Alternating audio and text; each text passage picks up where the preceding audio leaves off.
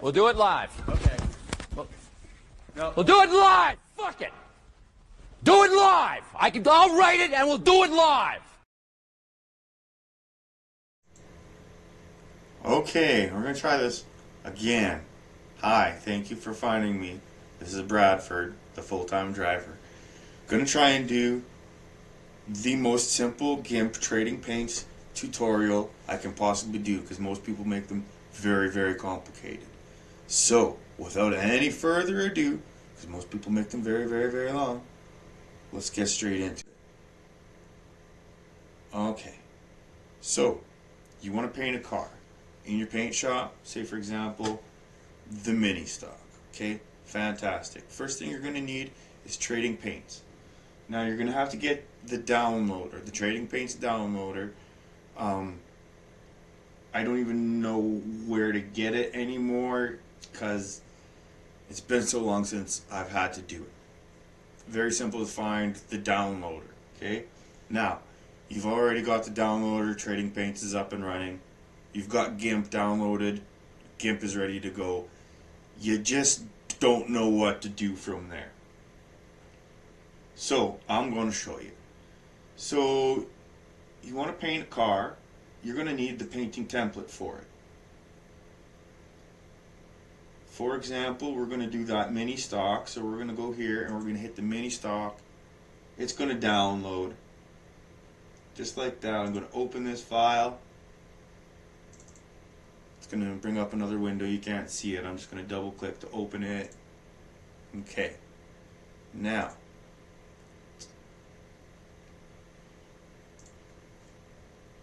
it's going to bring up another window that's going to ask you if you want to import an image.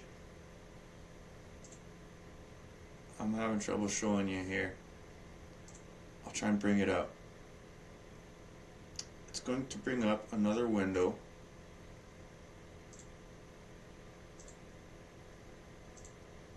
Like this. Okay? Now with this, you want to tell it to keep it. Simple as that. Very, very easy. You hit the keep button. Brings up Gimp. Brings it into Gimp. So now we've opened up Gimp. Why is this so many damn Gimps?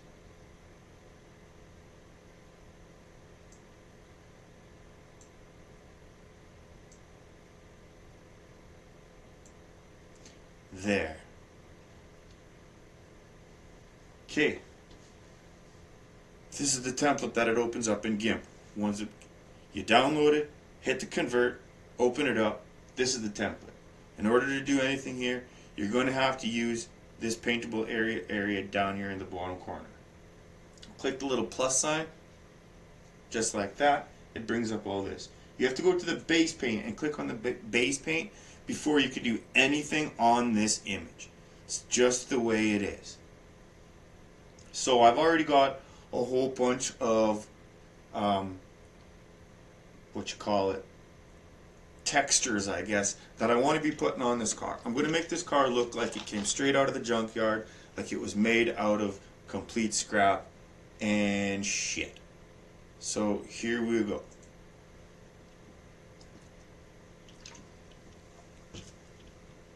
How come I can't see my mouse here? I can kind of see it. Not really.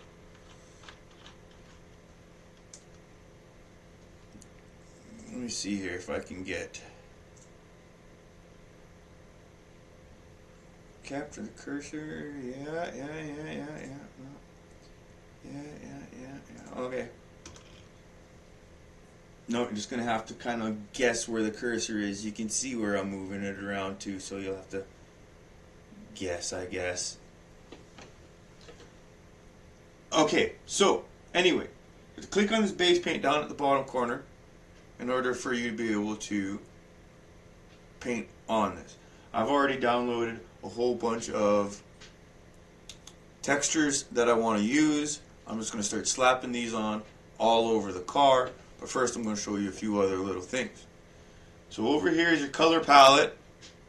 This is where you can pick all the different colors. It brings up a little color wheel.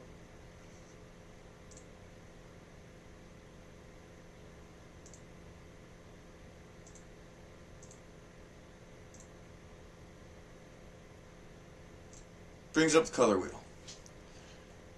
Here you can do all kinds of things. You can change the values of your colors. You can pick your colors straight off of here, whatever colors you want. So just you see how it works. Okay, this is also what we're going to use for spec maps later on.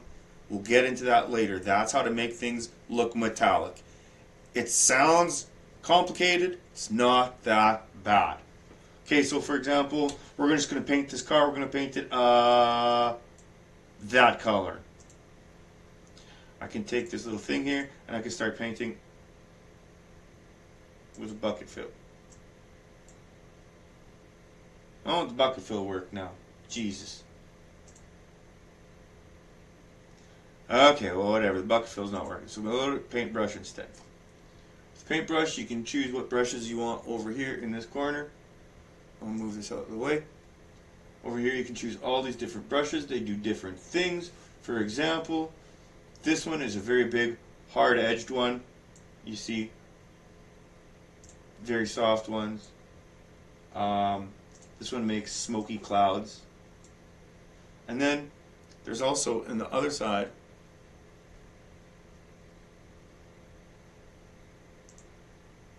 oh, now I've got to hide this.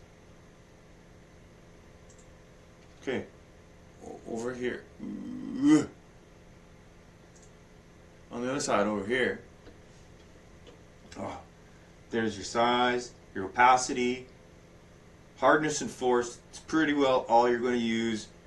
And these other things are kind of cool too if you're doing airbrushing techniques, but that's still a long ways away. But anyway, this can change the size. You see, so I have real big ones. Hardness makes, see how it's different. It's much more softer.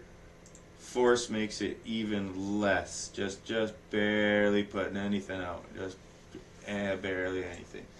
So playing with those different things, you can make the hardness, force. You can just change all the different whatevers. Okay. I'm gonna make it real big. I'm gonna go here. Make it big. I'm just gonna paint the whole damn car. Just simple as that. Now, there's this butterfly in the top corner. These are your symmetry. You take your mirror. Horizontal mirroring makes a mirror whatever you do on this, on the bottom side. Same thing happens on the top. You have to go up to the top corner and use your little mover button. This is your moving button. Anything you want to move, you have to select this first. So now I can pick this line, I can move it. Now I can't really see where the center of the car is. So what I'm going to do, now I got to move this fucking thing again. Okay, so what I'm going to do is I'm going to go over here. I'm going to open all this up. Now the wire is useful because it shows you where all the curves on the car go. Just like that. Shows you where all the curves are.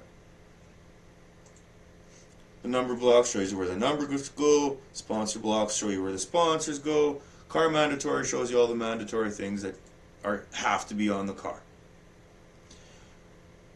But yeah, so now you can use the wire. So then I'm going to just zoom in here, and I'm going to grab onto that and put it right on the center line, just like that. Zoom out. Now I'm going to pick my paintbrush. I'm going to take a different color. I'm going to take the white. Oop, that's way too big. I'm going to make, wrong spot, sorry. Size down. Now anything I do on this side happens on that side. You see how that works? Pretty simple. Anything I do on this side of the car happens to that side of the car. Now I can change horizontal symmetry, put on the vertical symmetry instead. Go back up to my little mover button so I can move it and grab it, move it over, center line of the rear. Now whatever I do to my paint here, whatever I do to this half of the car happens to the back other half of the car. I do the same thing over here, etc., etc. See? Just like that. and paint that dang car all up real quickly. And then you can change colors just like that. Just by edit. Oh, the edit screen doesn't even show what I'm doing here. Well, that's disappointing. Edit, and then anyway, there's a fill with background color with foreground color that I'm pointing at. I don't know why it's not showing up.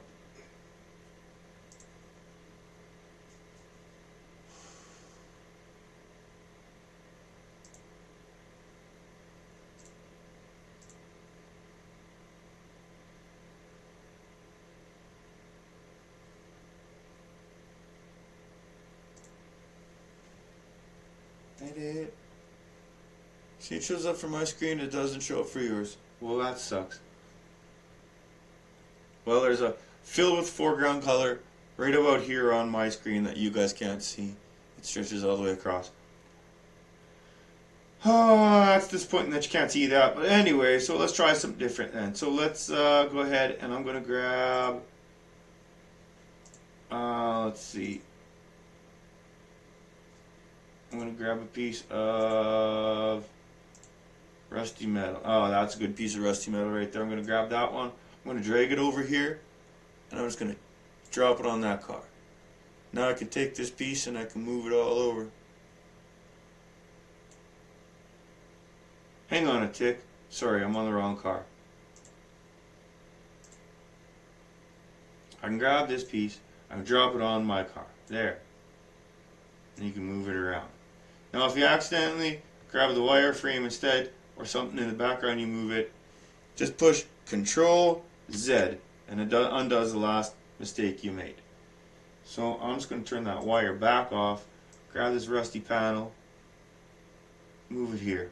I'm going to have that as my, let's see, should that be my hood?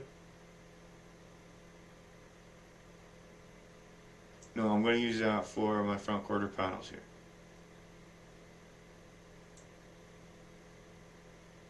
Then I can go over here, take this, right click it, and I can go, oh, it doesn't even show.